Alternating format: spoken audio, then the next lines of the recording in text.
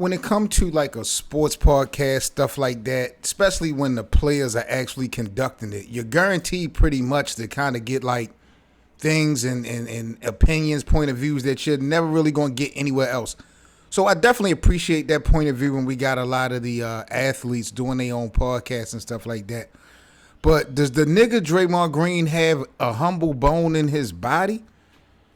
You feel me? Like, at what point will Draymond kind of stop talking so much? So for those that don't know, Draymond Green was pretty much on Paul George's podcast, and Paul George had kind of baited him in, asked him about a question in regards to other people that he was drafted. Who that got drafted ahead of you was like the most ridiculous one to you? I can't wait there it is. Not to throw salt at anybody, but like Andrew Nicholson was drafted over me at like 19. When it comes to winning, half the battle is looking like a basketball player. When you're on a team, look down, and you look at the other side of the floor, and if you see guys that don't look like basketball players, you automatically lose respect. And when you lose respect for those guys, you do things to them in the game that you otherwise wouldn't have done if you respected that guy. This guy doesn't really even look like a basketball he player. He didn't fit the bill. He had a weird body shape. No, he's weird body shape. Don't get me wrong. Like, I don't have the body of Adonis. He like walks like this and like talks like this. There's no way that this guy is going to be better than me at basketball. Like, I just don't see that. That was one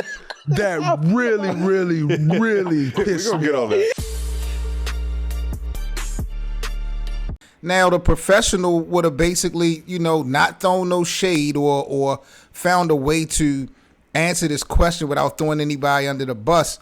But, Draymond, he's unfiltered, uninterrupted. He give the viewers and the listeners what they looking for. But he kind of went indirectly with a player that was drafted, Nichols. I can't remember his whole name. But, Draymond had some things to say. We're going to check this clip out of what Draymond had to say, as well as the response from Nichols to Draymond, because he definitely didn't hesitate to clap back at Draymond Green. Honestly, it's kind of unfortunate, and I see it as an insecurity on his end. For A, I didn't know he was thinking about me for the last 11 years. I wasn't thinking about him. I'm going to be honest with you.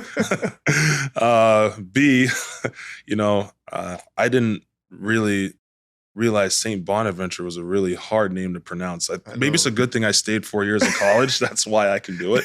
But I have a good program in my 44 Hoops nonprofit where we do have these kind of phonics things where we can actually help them out with that. I got no problem doing that. But the most unfortunate part about it is that for me as an individual, as a person, I see the guys in my draft class, like Anthony Davis and Damian Lillard, those guys who are actually succeeding. He was one of them. Draymond was one of them too. I was happy to see him succeed, but I don't know. Maybe it's just the way I was raised, but I like seeing guys do well. Absolutely. Yeah, even if they are drafted above me, they're drafted below me.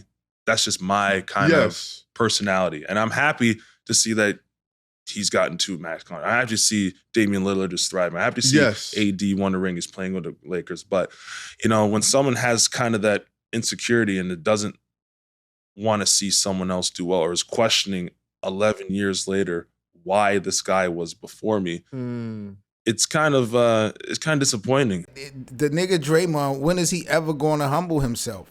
You know what I'm saying? And it's just like guys like him, when they win at the highest level, they are so dangerous to me because they stick their chest out and they make themselves be more than what they actually are. But how can you deny and fight it when this guy is a 4-time champion, not a 4-time champion that sat on the bench? He played an instrumental role in the success of the Warriors dynasty, whatever you want to call it.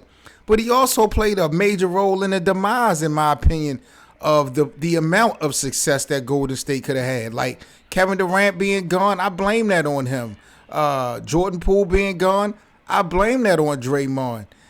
Bob Myers deciding to walk away in the front office from Golden State, that could be partially Draymond too. Maybe they had a difference of opinion on how they wanted to move forward with the team.